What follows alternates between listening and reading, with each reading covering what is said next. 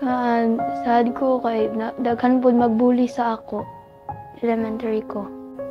Itong elementary ko kay kanang nag-eyeglass ko, ginainon ko upat daw akong mata na pagman kay magtakilid bangod ako way para makakita. Tapos ginainon ko lang nga kaan daw ko, nalibat daw ko, dahon na ginapaingon sir sa ako di na lang ako ginakaan, wala lang po ko ikaan kay ginainan po ko ni mama nga di na ako pansinon sila. Sad sahay pero makaan na lang man po ko nga usag di na lang na sila.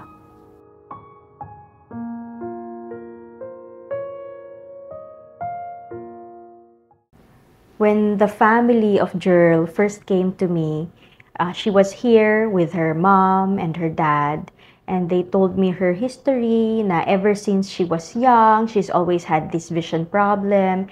She could not really see, just like most people, and they've been to a lot of different doctors, and their doctors have advised them of the same things, that they could not improve her vision, and they were really trying to look for answers. That's why they came to me. 3 years old, nag-eskwela na siya start, so daycare siya, nag-eskwela pa niya. And then, na-notice na mo nga ako ang mama ni confront sa mga nga si Gerald daw is nag-complain sa iya about sa iyang condition. Hay na siya sa room and then nigawas daw ang bata.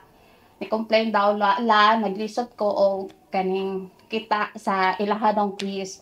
So, mauto, naghilak ang bata. And then, mauto, napasabot. Nisulod niyang lula sa room. Napasabot siya dito sa mga parents. Kaya basi, kung saan may sa parents kay, na ay lola sulod sa room.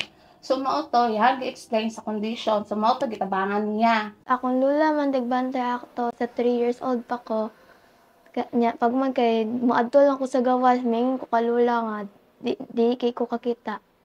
Pag uli na mo ato, so ako ang mama ni confront sa ko nga maunay ang problema sa bata. And then dito na mo nakuan nga wa may kasabot sa mga bate kay naghilak kong mama kay ningon si Jer nga kaning alam pa check up ta kay magpa-check up kay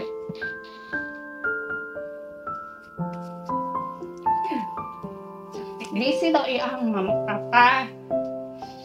So, busy daw iyang mama papa. So, sila lang kasi ang lola. So, ay, naku. So, mauto siya. So, nag-decide yun siyang papa pagkaugma. Wala may nagtrabaho.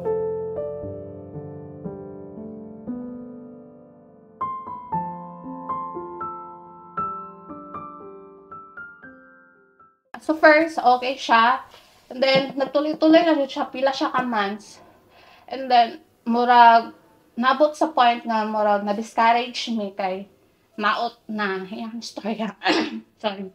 Maot na iyang istorya. So, mo to, mismo ang bata po, more discourage me sa iya kay, kanang, basta, na. And then, after ato, stop. Nakita na po may second opinion.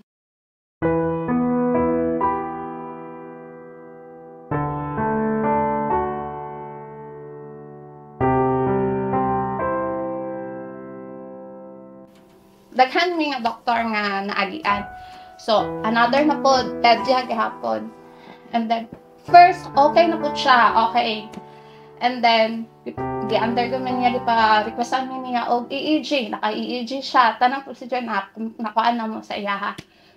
And then, nakuhaan na mong EEG, so nag-request to ang iyahang doktor nga mo proceed ni sa neuro.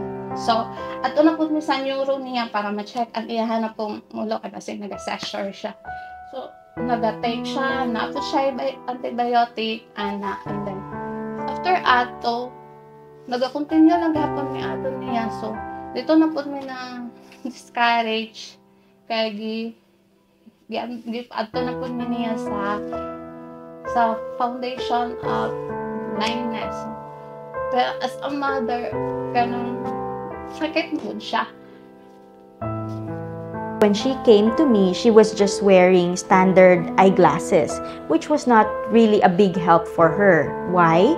Because even if the standard glasses provided some improvement in her vision, her limitation in her visual field was not addressed.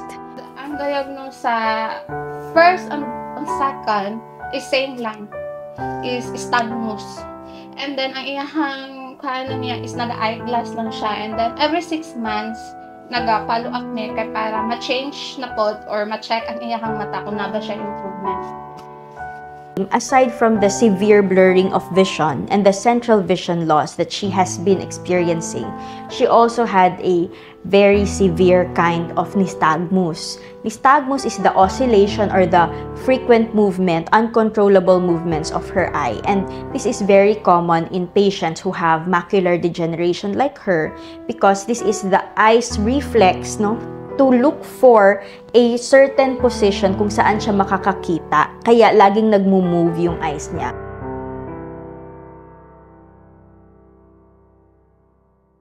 Nag-enroll siya sa grade 7.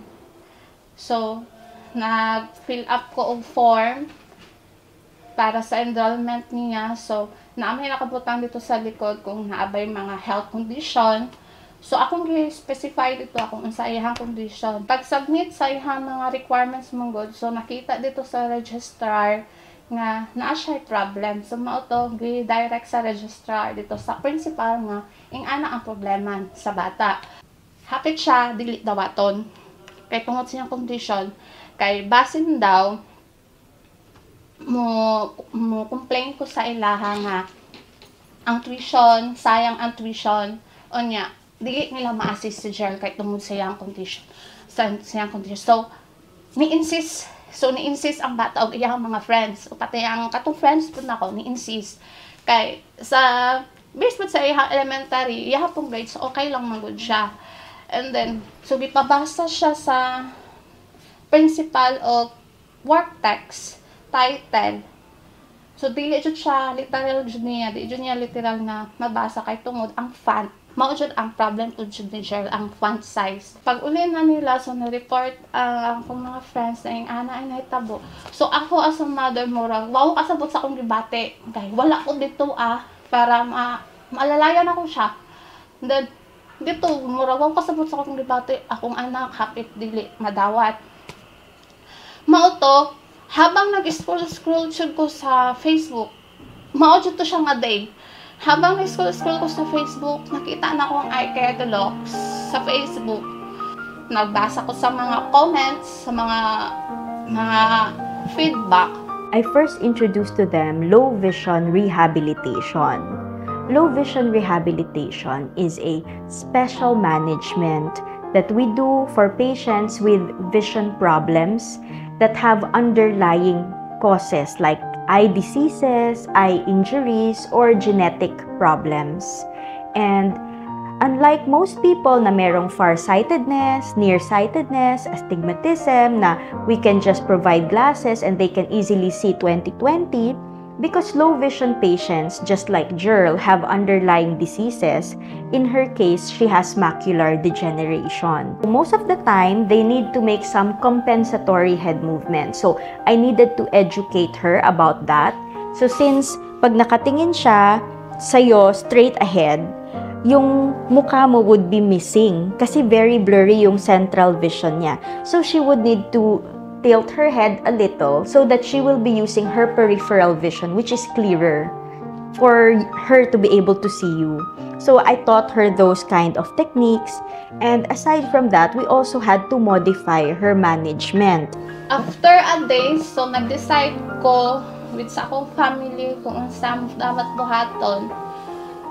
Mo to siya, go ko, hantod nga, naabot niya sa tunga-tunga, unta ma, kaya nang jud na mo siya, kay nakita jud na mo kay Gerald nga, ako jud yung improvement. When we started specialty contact lenses for her, maximized her peripheral vision, improved her vision, nag-minimize na rin ang kanyang nystagmus. And I was very happy during follow-up when they told me that Jerl was really improving in her studies and she even became an honor student. It was a surprise for her family. They weren't even able to take photos because they were shocked that she received an award during her recognition day, and I was very happy for her. Ang akong nakita kay Jerl, nag-lesson ang iyahang movement sa iyahang eyes. Nalipay mi. Pati ang akong anak, nalipay jud siya. Pag uli jud namo sa fitting pa lang daan. Pag uli jud namo habang nagsakay mi.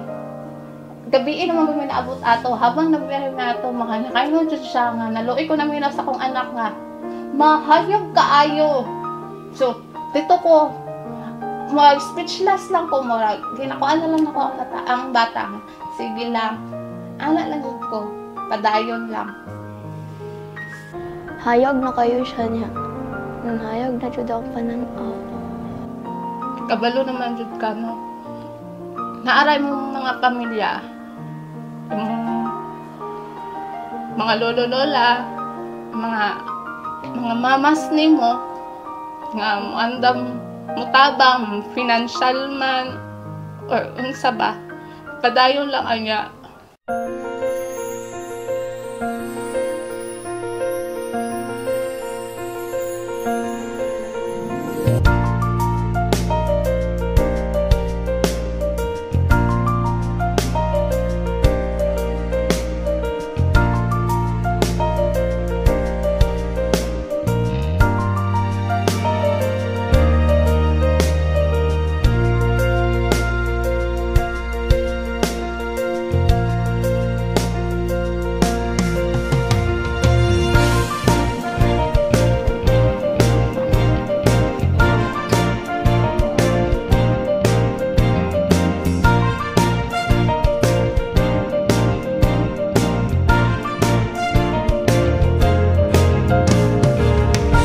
Thank you for watching my video, and I hope you learned a lot from our patient stories.